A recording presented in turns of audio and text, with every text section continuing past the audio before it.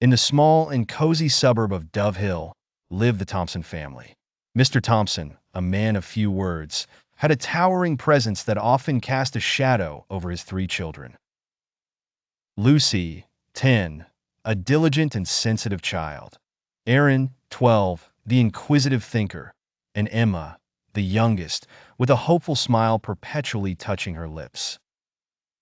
Their father, a stern figure with an unyielding demeanor, maintained high expectations, demanding excellence yet seldom offering praise.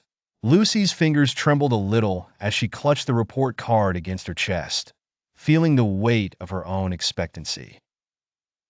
That evening, she mustered her courage to approach her father, her voice barely above a whisper. "Dad, I got straight A's on my exams."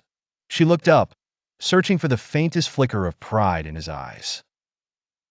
He glanced at the card, offered a curt nod, and said, without warmth, "Good, as it should be." Her heart sank, each word chipping away at her spirit. Aaron reveled in curiosity. One afternoon, he found himself poring over a worn-out encyclopedia. He hesitated, then decided to ask, "Dad, do you know why eclipses happen?" His question was met with a quiet reply, "Look it up, Aaron. You have books." The dismissal felt like a door slamming shut. Emma, the youngest, often sat beside her father, craving the comfort of his arm around her. Yet the gap between them remained unconquered. Each Sunday, they'd sit, him absorbed in the paper, her longing for the impossibility of a hug. The children's silent battle echoed through the house, loud in their hearts. They stitched together fragments of love from the little recycled smiles he gave and the infrequent pat on the back. One bleak December evening, Mr. Thompson came home to find Aaron, a usually spirited child, sitting in the dark. "Son, why aren't you in your room studying?" he asked, his voice blending with the sound of rustling papers. Aaron, eyes glistening, finally spoke, "I am smart, Dad, but sometimes I feel too small to show you." His honesty struck a chord. That night, as Mr. Thompson lay in bed, Aaron's words reverberated, unraveling something deep within.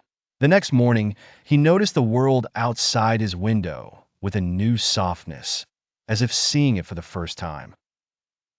Slowly, moments of change began to weave their way into their lives.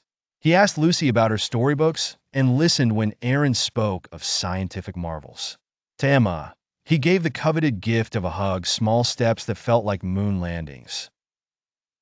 In time, the once cold home thawed, the air warmed by laughter and stories. As the children blossomed, Mr. Thompson no longer cast a shadow, but became the light, realizing that love, earnest, open, and gentle, had been the missing element. The story ended with a gentle reminder. In the tapestry of life, parental love weaves the threads of security, hope, and belonging. Its absence leaves a void, yet its presence breathes life into even the most barren hearts.